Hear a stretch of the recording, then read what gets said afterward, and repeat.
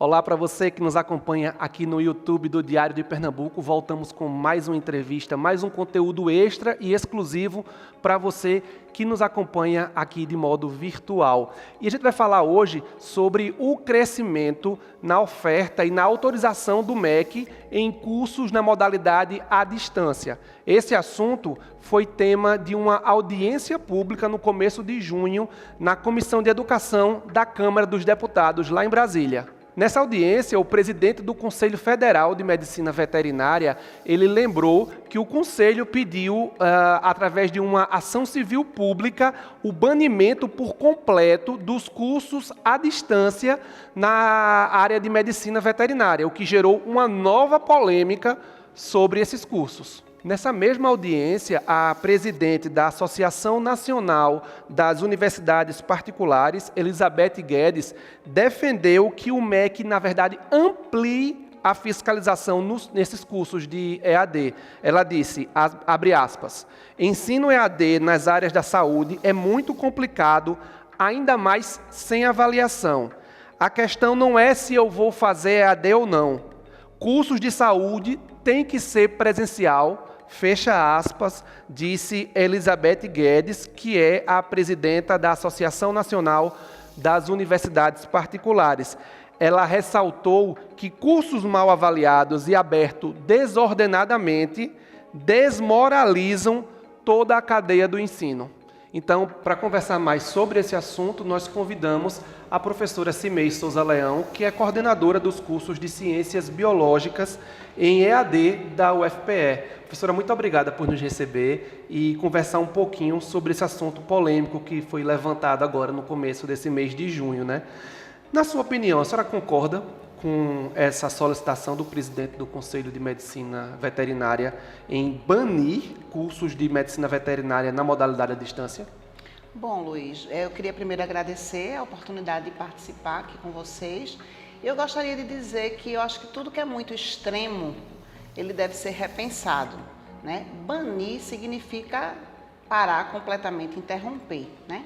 Então, necessariamente, não seria preciso banir, mas seria preciso rever, né? Observar se os cursos estão sendo realmente observados pelos conselhos, se estão cumprindo as regulamentações específicas de cada profissão, porque além das regulamentações gerais para os cursos à distância, que são determinados pelo Ministério da Educação, pelo Conselho Nacional da Educação, existem as diretrizes que são específicas de cada curso. Então, na hora que se vai pensar na montagem de um curso, seja ele presencial ou à distância, a gente precisa obedecer todas essas regulamentações. Então, não é simplesmente um aspecto, são vários aspectos que precisam ser observados. E, claro, como eu não tenho formação em medicina veterinária, eu não seria a melhor pessoa para detalhar as necessidades do curso, mas o curso tem suas regulamentações. Então, de fato, é importante que cada curso seja ministrado, mostrado à sociedade na maneira correta, seguindo todas as suas regulamentações. Então, se há alguma desconfiança de que não está sendo feito no momento, precisa ser, no mínimo, observado, revisto. O Conselho falou que ele não tem competência de fiscalizar ou fechar curso, que isso cabe ao MEC. Então, em vez de banir, talvez cobrar do MEC uma melhor fiscalização desses cursos? Sim, pois esse curso que já existe, ele foi autorizado, né? Como o Conselho acabou de dizer. Normalmente o Conselho, todos os conselhos de todos os cursos, eles têm um número limitado de pessoas, né, compondo o Conselho. Então, de fato, se ele for fiscalizar nesse nível todos os cursos, todas as instituições onde os cursos acontecem, ele talvez não pudesse fazer essa fiscalização da maneira mais adequada. Então, no mínimo que tivesse uma parceria com o órgão que foi autorizador daquele curso, né, da existência daquele curso. Porque quando a gente vai submeter, por exemplo, nosso curso, um exemplo, nosso curso de Ciências Biológicas, ele começou a ser pensado em 2016, ele só foi aprovado em 2019 e ele só começou a ser executado na universidade em 2021. Então, não é uma história de um dia, de um mês, é uma história de toda uma legislação que você precisa pensar e obedecer. e seguir. De alguma forma, ao pedir esse banimento, o Conselho passa uma mensagem de que os cursos EAD seriam piores do que a graduação presencial, né? Isso, Termina sim. passando essa mensagem. Sim. A senhora avalia que isso é ruim para os cursos EAD? Isso é ruim porque, culturalmente falando, existe no mínimo, uma ressalva de quando você fala que você é aluno de um curso EAD ou que você é professor até também de um curso EAD. Os próprios docentes, alguns, por conta do histórico, da necessidade da presencialidade, da execução dos cursos no olho a olho, face a face, tem esse receio, né? Então, esse realmente não é um comentário interessante, mas depende muito de como as coisas são executadas. Isso não é uma verdade absoluta. E aí a gente deve ficar preocupado se descobrir que estamos sendo atendidos por um profissional formado em EAD, ou isso é mito? Não, é mito, porque, bom, eu posso falar da minha instituição, né? Sim. Da Universidade Federal de Pernambuco. A gente tem muito cuidado com a formação do nosso aluno, tá? A gente tem já históricos na UFPE. O meu curso é um dos cursos mais novos, mas a UFPE tem alguns cursos mais antigos que têm histórico de professores que estão nas pós-graduações, que já estão no mercado de trabalho. A gente tem uma boa devolutiva desses egressos, desses outros cursos, né? O que a gente tem ao longo do curso, infelizmente ainda, é uma taxa de evasão mediana durante o curso EAD, porque muitas pessoas, quando se submetem a um vestibular para um curso EAD, têm a falsa, né, impressão que ele não vai precisar estudar, que ele não vai ser cobrado, que ele não vai ter obrigações, né, durante o curso, né, a parte do aluno. E quando ele começa a fazer o curso, ele se surpreende que não é bem assim, né? Então, a gente ainda tem uma relativa evasão que a gente tem buscado diminuir com algumas estratégias de fidelização do aluno ao curso, e uma delas é um número razoável de momentos presenciais, né? A gente sabe que o aluno que entra para um curso EAD, ele tem todo um dia a dia que não permite a ele estar num curso presencial, né? Porque, assim, antigamente se achava muito que o perfil do aluno EAD já seria só alunos um pouco mais velhos ou alunos que já estivessem numa segunda graduação, mas essa realidade hoje não confere. A gente tem alunos jovens que já foram para o mercado de trabalho cedo e que não têm tempo suficiente para estar fazendo um curso presencial. Então, é muito relativo. A senhora acredita, então, que a modalidade EAD é uma forma de tornar a graduação mais acessível para todos, assim, também porque são mais baratos, né, nas faculdades particulares? Particulares também. Então, aí é onde a gente tem que ter o cuidado, né? Porque estar acessível apenas é uma possibilidade, mas a gente também tem que ter o controle, né? Para simplesmente as pessoas não buscarem pela acessibilidade, mas esquecerem dos compromissos, para não voltar para aquela sua pergunta. A gente vai temer se a gente for atendido por um profissional que cursou um curso à distância. Inclusive, ser mais barato não significa que é de menor qualidade. De jeito nenhum. Porque a faculdade tem uma série de processos que são facilitados pelo mundo virtual, né? Isso, exatamente. Então, como tudo na vida, isso é uma verdade, né? O mais barato não necessariamente é de pior qualidade, né? Então, existem aí os incentivos, como você acabou de falar, e o acesso ao mecanismo, às mídias, né? Que facilitou a pandemia, que foi uma situação muito ruim. Acelerador, nesse caso, né? Foi um acelerador porque muitos profissionais da área da educação que nem imaginavam utilizar, né, alguma ferramenta que fosse tecnológica, precisou fazer e utiliza ela como apoio complementar ainda no momento de hoje, que não temos mais uma situação pandêmica instalada. Professor, então vamos explicar para quem não conhece essa realidade, como é que funciona um curso EAD? Porque tem aquele curso que é síncrono, tem um curso que é assíncrono, tem um curso que é online, tem um curso que é virtual. Sim, sim. Como é isso? Veja, primeiro eu vou esclarecer esses termos, síncrono e assíncrono, né? são uma terminologia que é usada no momento para você usar um recurso para uma aula via um sistema eletrônico, né? Via as mídias. Então, a aula síncrona é aquela aula onde o professor está em algum ambiente, seus alunos estão em ambientes diferentes do professor, mas eles estão se comunicando por uma tela. Certo. Certo? E a aula assíncrona é quando o professor produziu uma aula, gerou uma mídia, né, uma gravação, e disponibilizou aquela gravação para que os alunos tivessem acesso. No curso EAD... Então, só para deixar claro, o síncrono é aquela aula ao vivo. É aquela aula ao vivo. O professor está lá, os Isso. alunos também têm acesso àquela sala de Isso. aula. Em tempo real. Pode isso. abrir a câmera, pode deixar a câmera fechada, Isso, pode fazer isso. perguntas, em tempo real. Em tempo real, exatamente. E o assíncrono não. O assíncrono, o professor produziu aquele material, deixou disponível num ambiente virtual de aprendizagem e esse aluno acessou aquele ambiente no momento que foi Uma mais aula adequado. gravada. Isso, foi mais adequado para ele para participar. Os cursos EADs não têm momentos síncronos. Os momentos síncronos, eles foram criados no momento da pandemia para resolver aquela necessidade emergencial, tá? Em tese, a legislação do EAD vai mostrar que ele vai usar apenas momentos assíncronos. Mas a legislação do EAD, ela também preconiza que todo o curso EAD, ele pode ter até 30% da carga horária total do curso presencial. Então, muitas vezes, alguns docentes usam como estratégia de fidelização do aluno à sua disciplina alguns momentos síncronos que são acordados com a turma para que naquele momento o aluno se aproxime mais, porque algumas pesquisas na área de EAD mostram que essa proximidade, mesmo que com a distância da tela, Sim.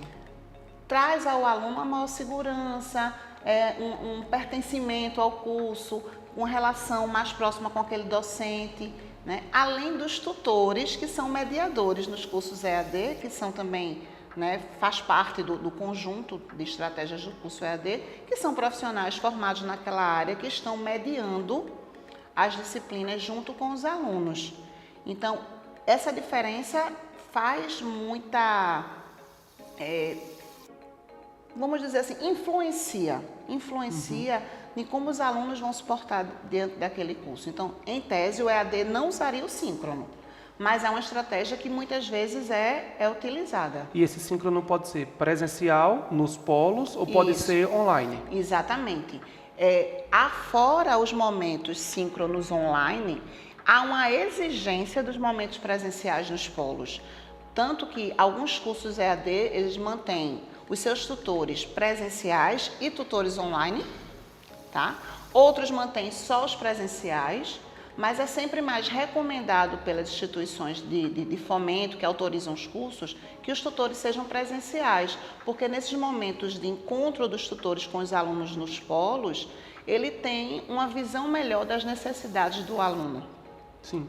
E alguns cursos e algumas disciplinas, eles têm exigências de práticas. Isso. Práticas em laboratório e práticas de estágio, né? Isso. Como é que isso funciona no EAD? No EAD, toda a carga horária do estágio, ela não é nem contabilizada nesses 30% que eu te falei, nesse até 30%. Esses até 30% ficam para os momentos de aulas práticas e para os momentos de realização de alguma avaliação presencial nos polos, realização de alguma atividade, mesmo que seja teórico-prática, que precise ser presencial nos polos, tá? Então, esses 30% entram nessas demandas. A carga horária do estágio ela é sagrada, ela tem que ser presencial, sobretudo a depender da demanda do curso, né? Claro que cada curso tem suas exigências. Alguns têm estágio obrigatório, outros têm estágio que o aluno faz se quiser. Exatamente. Então, dependendo de qual seja o curso, tá? Por exemplo, o nosso curso, ele tem, os alunos precisam frequentar uma escola para fazer os seus estágios. E o nosso professor, que é responsável por aquela disciplina, ele faz visitas periódicas nas escolas que os alunos estão para acompanhar, Tá? Como é que está acontecendo isso? Porque toda escola, quando ela recebe um aluno na área da licenciatura em biologia, ela se responsabiliza, ela, né, fica corresponsável por aquele estágio. Formação, né? Pela formação. Então, o nosso professor do estágio, ele visita a escola, né, em alguns momentos durante aquele período do estágio que está acontecendo, e os alunos fazem relatórios, mas aí o professor tem a visão realmente em loco do que está acontecendo. Até porque o aluno precisa encarar o estágio não como uma forma de receber renda, mas o estágio é uma parte da formação dele. É uma parte da formação, tanto que a gente coloca na disposição das disciplinas, a gente tem estágio 1, estágio 2, estágio 3 e estágio 4, que são disciplinas, mas que se dão, né, se desenrolam de uma maneira diferente naquele momento do local do estágio. Ô, professora, e a senhora percebe que existe uma diferença na busca pelo curso EAD quando, digamos, um curso de ciência política, em que é quase todo teórico, Sim. ele se adequaria mais ao EAD do que uma disciplina do que um curso de enfermagem, por exemplo, em que precisa de muita prática, de instalar, de laboratório, de sutura, de curativo? Isso, existe uma diferença, né? Porque primeiro que o público interessado em cada uma dessas áreas é um público que normalmente tem uma origem diferente, então tem visões diferentes, busca situações diferentes e, além disso, como você falou, dependendo da realidade do curso, um curso de enfermagem é um curso que a carga horária de atividades presenciais é bem alto, né? Então, não tem como você, por exemplo, na Universidade Federal de Pernambuco, no período da pandemia, cursos como medicina, enfermagem, odontologia, que precisava desse contato com o paciente, eles não conseguiram concluir naquela época a parte de estágio presencial porque era proibido, era, né, sanitariamente proibido. Então, não foi uma proibição qualquer, foi realmente uma necessidade. Não precisaria colocar em risco os alunos a estar de odontologia mexendo na boca dos pacientes. Pois é, que a produção de aerossóis é imensa e para fazer a contaminação da Covid seria fatal ali, né? Sim. Então, o que é que foi feito? Foi feito, as disciplinas que eram teóricas foram mantidas nas atividades usando a metodologia da aula síncrona e as outras atividades que não poderiam ser utilizadas dessa maneira, ser aplicadas dessa maneira, ficaram em stand-by até o momento que pôde. E aí, no momento que pôde retornar, não existiu mais assim férias, né? Porque precisou que todo mundo, né, se empenhasse, se mobilizasse para que esses alunos tivessem acesso, para que ninguém tivesse sua formação concluída com pendências. E onde é que a senhora acha que pode haver falhas na formação de um aluno na modalidade EAD? Essa falha, ela pode estar muito mais no empenho do aluno, no aluno como responsável pela sua formação? Sim. Não, veja, é um conjunto. Precisa do comprometimento dos dois lados. Você precisa do comprometimento do aluno e você precisa do comprometimento do corpo docente e da gestão, né? Inclusive, é muito trabalhoso para a gestão no curso EAD, porque não tem sábado, domingo, feriado, não tem, porque muitas vezes os alunos têm mais tempo disponível nesses dias, então muitas vezes eu sou acionada sexta, sábado, domingo e feriados, né? Até nas férias é difícil, assim, a gente sempre tem que deixar uma pessoa responsável, porque se eles tiverem uma demanda específica, é natural que eles busquem, né? Mas, de fato, tem que haver o comprometimento do aluno, tá? E nós temos, assim, alunos brilhantes no curso EAD, da mesma maneira que temos alunos que se destacam, que são brilhantes no curso presencial. Então, não vejo muita diferença nesse sentido. Aqueles que são comprometidos ou numa modalidade ou na outra, né? E os que não são, ou os que às vezes acham que não é necessário aquela demanda de tempo, aí a gestão, os professores, quando começam a levar até os primeiros probleminhas, né? Eita, percebeu que isso aqui não foi suficiente, o professor alertou, a coordenação alertou, então eles começam a se mobilizar de uma maneira diferente. Aí a gente alerta, olha, você precisa dedicar seu tempo, você precisa ajustar seu tempo, você precisa ter um horário para estudar. Era isso que eu ia lhe perguntar, quais são os segredos para o aluno do EAD, né? Isso, o próprio ambiente virtual de aprendizagem que a gente utiliza na Federal, na UFPE, o Moodle como roupagem, né? Como casa para acontecer um ambiente virtual de aprendizagem. Então, ele tem alguns mecanismos tecnológicos que ajudam o aluno a controlar, a saber daquelas demandas que o professor solicitou, quantas ele já cumpriu, quantas estão faltando. Existem lembretes que podem aparecer virtualmente para ele, de que alguns prazos estão se encerrando, né? Então, a gente vai orientando eles a estarem participando disso. A gente tem, por exemplo, uma sala que é fixa no ambiente virtual de aprendizagem, uma sala virtual que a gente chama de secretaria virtual e orientação virtual, porque é onde a gente tem alguns tutoriais mostrando a eles, estimulando ele como ele pode trabalhar melhor o tempo, se ele precisar acessar algo da universidade do ponto de vista burocrático, qual é o melhor caminho para ele seguir. Então, eu acho que esse suporte ajuda. Você vai ter aqueles alunos que têm uma facilidade de lidar com o ambiente virtual, né? Quando eu comecei no curso, eu tinha a falsa impressão de que, como o público da gente era alunos jovens, de que eles eram totalmente, né, ambientados com a tecnologia. Nativos digitais. Nativos digitais, mas isso não é verdade. Quando chega no momento de utilizar as ferramentas, alguns têm dificuldade, sim. Principalmente porque a gente, dependendo do polo, se for um município que ainda não é muito despertado, porque assim, a internet, por mais que esteja disponível, sim, ela não é tão conhecida como se acha ainda, como se pensa ainda, né, na sociedade. Então, alguns têm mais dificuldade. Então, em alguns momentos, a gente precisa fazer, por exemplo, às vezes eu faço um momento síncrono com um aluno, enquanto coordenação, para orientar eles em algumas situações, né? Então, isso é necessário. Então, tem que ser o conjunto. Então, é muito importante, claro, em primeiro lugar, o comprometimento do aluno, né? E aí vem o complemento dos outros 50%, vai ser a junção entre docentes, coordenação e tutores. Os tutores são figuras importantíssimas no curso EAD para dar esse suporte. Professora, e para a gente terminar, como a senhora que atua na área do EAD, que convive com pessoas do EAD na federal, acredito que em congressos e sim, por fora daqui do estado, qual o futuro do EAD na academia, nas faculdades? Bom, o EAD, na minha opinião, ele veio para ficar, tá? Ele é uma possibilidade, uma modalidade que tem, sim, sua importância, sua aplicabilidade, mas, como eu te disse, tudo tem que ser visto com cuidado, com parcimônia, observando as necessidades de cada curso. Não é porque é uma modalidade interessante que eu posso aplicar para 100% das graduações existentes no país, né? Então, tudo tem que ser feito com muito cuidado. E já se fala também na questão do ensino híbrido, né, Luiz? Né? Onde eu estava falando para vocês que existe a legislação que fala que o curso EAD ele pode ser até 30% presencial, afora a carga horária do estágio, né? Já existe uma outra legislação que diz que os cursos presenciais, eles podem ter de 20% até 20% de atividades à distância.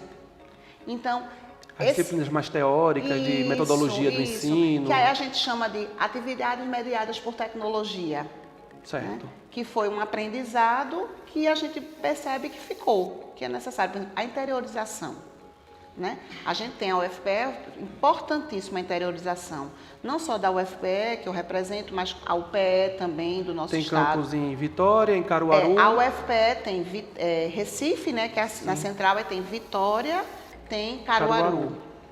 Tá? Então tem uma grande área do estado ainda que precisa. Né? Acho que quase aí 600 quilômetros. Porque a gente não chega no sertão ainda, isso, né? Mas a UPE já chega no sertão, em algumas... A Rural também tem em Serra Talhada. Isso, a UPE tem um campus em Arco Verde, tem um campus em Garanhuns. Então, e também tem a Univasf lá em Petrolina.